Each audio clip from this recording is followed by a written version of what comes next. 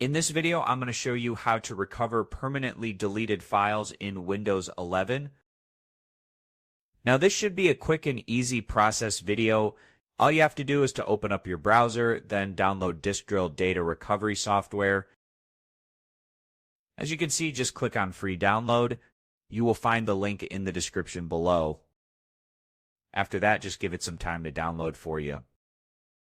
As you can see, it should only take a couple of minutes.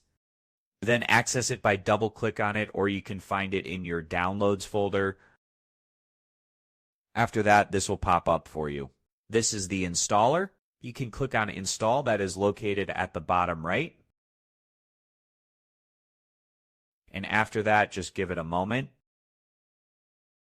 And after it installs for you, you can go ahead and restart your computer for changes to take place.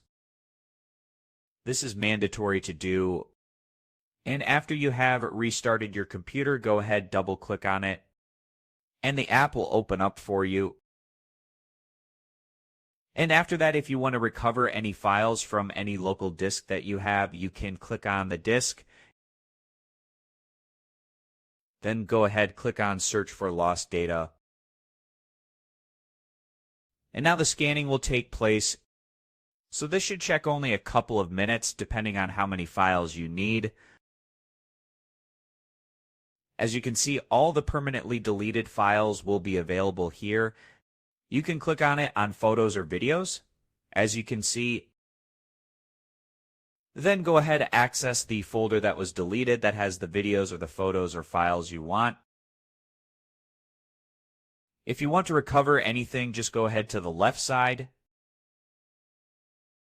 Then check mark this place right here.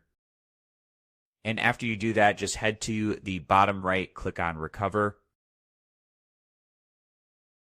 Then just go ahead, choose the disk that you want to recover from. In my case, it's local disk C. Then click on Next. Then click on Yes.